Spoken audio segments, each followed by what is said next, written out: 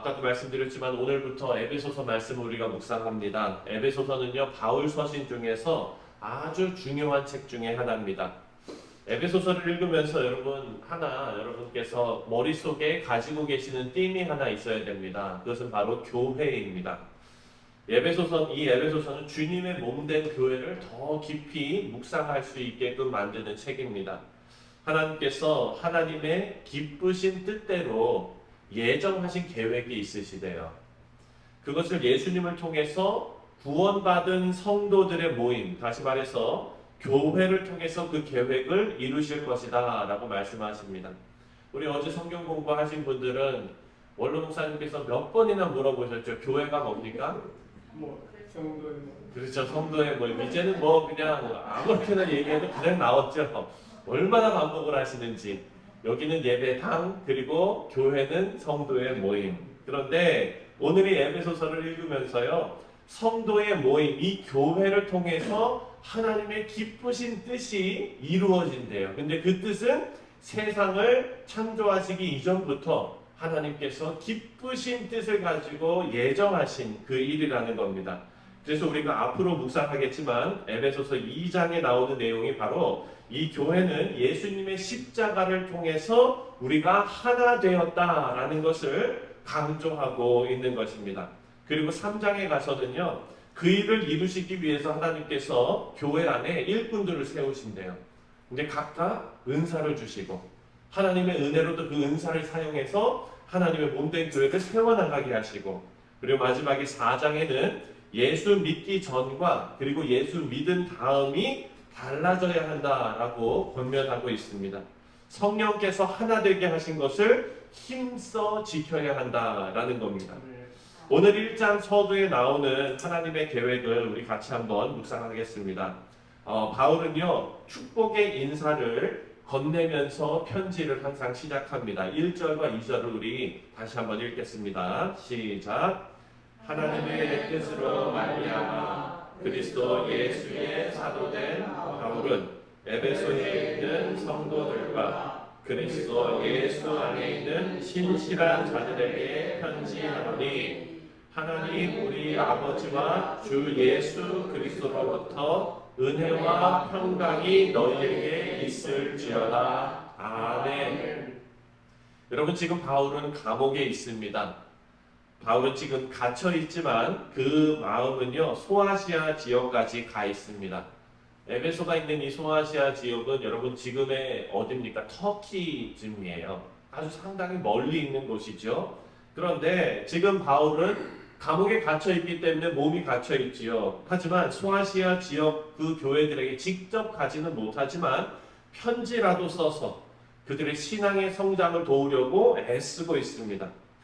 하나님께서 이 소아시아 지역들을 위한 어떤 계획을 알려주고 계시는데, 그것은 이제 유대인들을 넘어서서 이방인들도 하나님의 구원의 계획 가운데 하나님의 또 그 구원의 역사를 이루어 나가는 주의 몸된 교회 성도로서 하나님의 계획이 있다는 것을 알려주고 있습니다.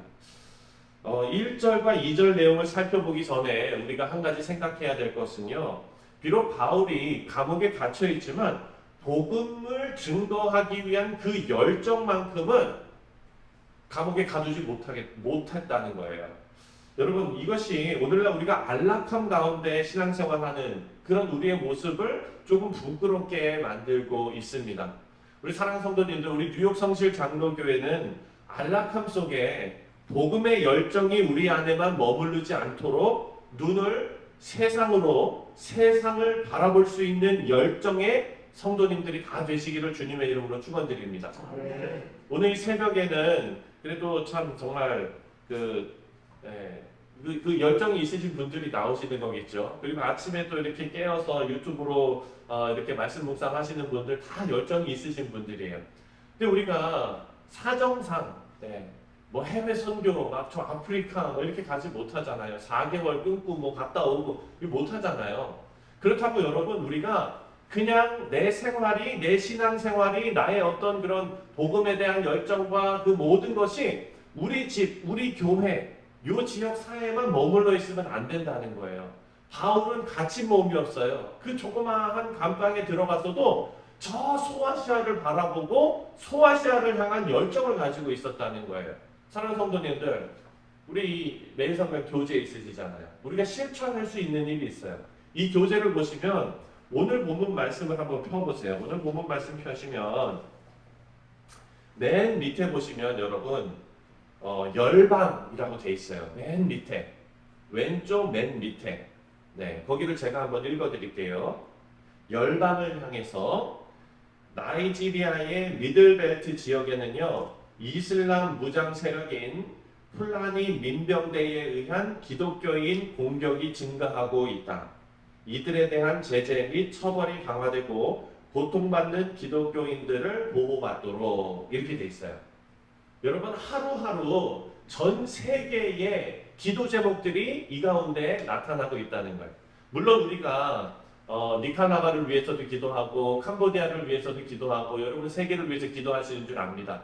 하지만 어찌 보면 우리하고 정말 상관없을 것 같은 나이지리아도 여러분 한번 품어보세요. 나이지리아 가보신 분 손 한번 들어보세요. 없으시잖아요. 이때 우리가 영적으로 정말 나이지리아로 품고 기도해 보세요. 그리고 나중에 예수님 다시 오셨을 때 얼마나 예수님 기뻐하시겠어요. 네. 하나님께서 우리의 기도를 들으시고 또 거기 역사하실 거예요. 우리도 우리의 마음이 여기에만 머물러 있는 것이 아니라 전 세계 열방을 품고 기도할 수 있는 우리 성도님들 되시기를 주님의 이름으로 축원드립니다. 저는 이 말씀을 보면서 사도 바울은 그 환경이 감옥에 있는 그 처지였지만 열방을 품었구나 하는 것에 저는 마음이 뜨거워졌습니다.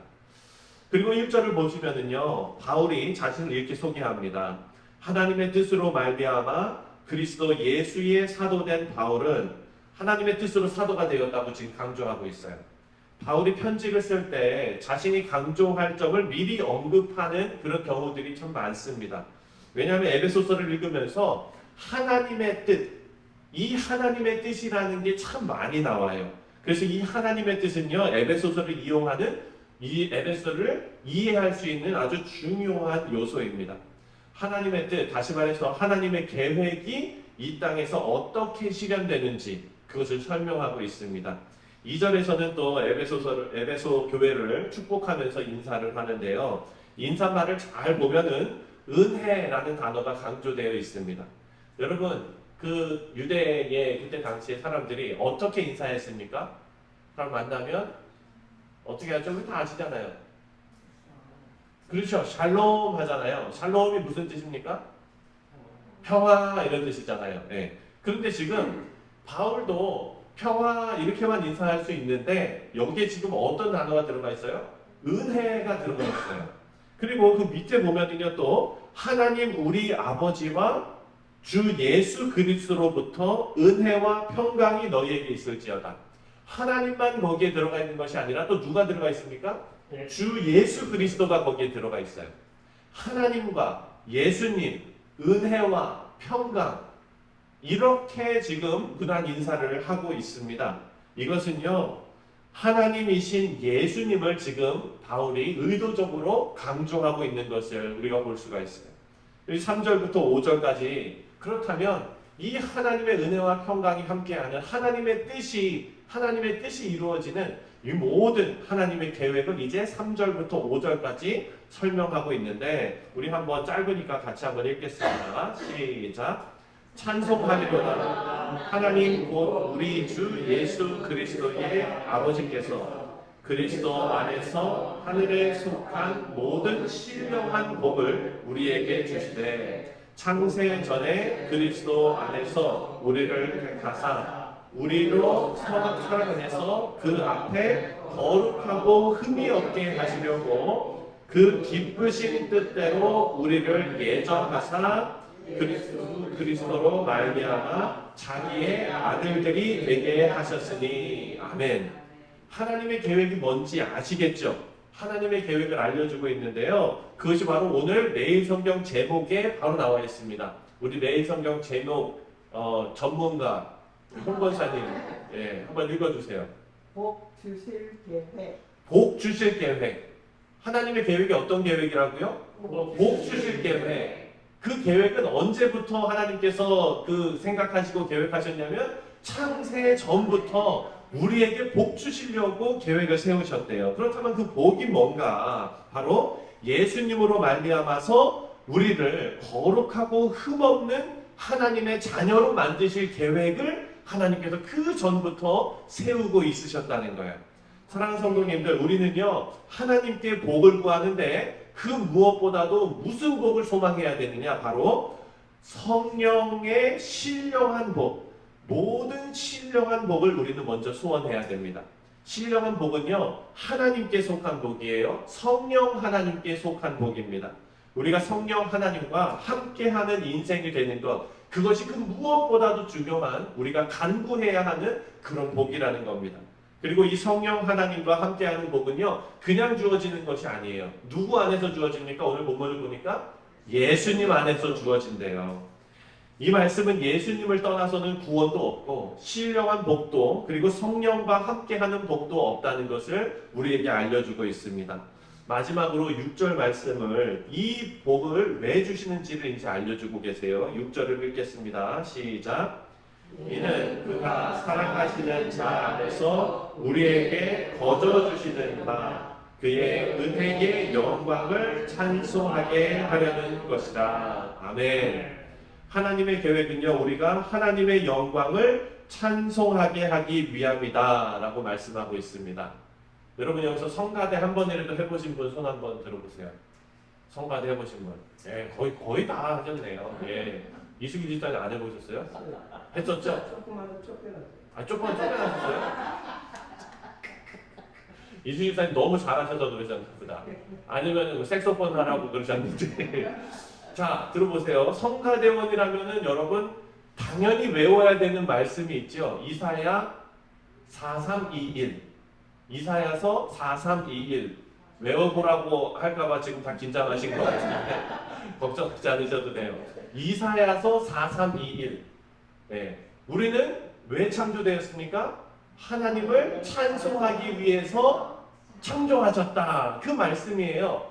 여러분, 하나님께서 창세전부터 우리를 향한 계획이 있으셨고 우리를 거룩하고 흠없게 만드시고 하나님의 자녀 만드시고 그 계획을 하신 이유가 여기 나와 있어요. 뭡니까? 바로 하나님을 찬송하게 하는 거예요. 하나님의 영광을 찬송하게 하기 위함이다 라고 말씀하고 있습니다. 여러분, 자녀들이요 공부 잘하고, 여러분들도 학생 때 공부 잘하고 공부 못하고 요 차이가 어디서 나오냐면요, 성실함도 물론 있지만 출제자의 의도를 파악하느냐 못하느냐에 따라서 공부를 이거 시험을 잘 보느냐 못 보느냐가 있어요. 우리가 학교 다닐 때도요 정말 출제자, 시험 출제자의 의도를 정확하게 파악하고 문제를 푸는 아이들이 시험에서 잘 시험을 보는 것처럼 우리가 이 땅에 태어났으면 누가 잘 살겠습니까? 잘 사는 인생은요 우리가 왜 태어났는지 아는 사람들이 잘 사는 거예요. 성경은요 그것을 가르쳐주고 있어요. 우리가 왜 태어났는지, 우리가 이 거룩하고 흠없는 하나님의 자녀로 만들어진 이유가 무엇인지, 그것이 바로 하나님의 영광을 찬송하게 하기 위함이라는 거예요. 네, 우리 이수기 집사님 쫓겨났지만 다시 성관에 들어가세요. 길을 쓰고 들어가는 거예요. 너희들이 쫓아내도 나는 하나님의 영광을 찬송한다. 얼마나 기쁜 일입니까? 우리를 향한 하나님의 계획은요 예수님 안에서 흠없고 거룩한 하나님의 자녀가 되는 것, 그래서 하나님을 찬송하는 것이 하나님의 계획입니다. 우리 모두는요 우리가 누릴 최고의 복이 바로 하나님의 복된 계획이 나를 위한 것이고 나의 구원이 하나님의 기쁜 뜻이라는 것을 깨닫는 데 있는 것입니다. 오늘 하루 우리 구원하신 하나님을 찬송하시면서 하나님께 모든 영광을 돌리시는 우리 성도님들 다 되시기를 주님의 이름으로 축원합니다.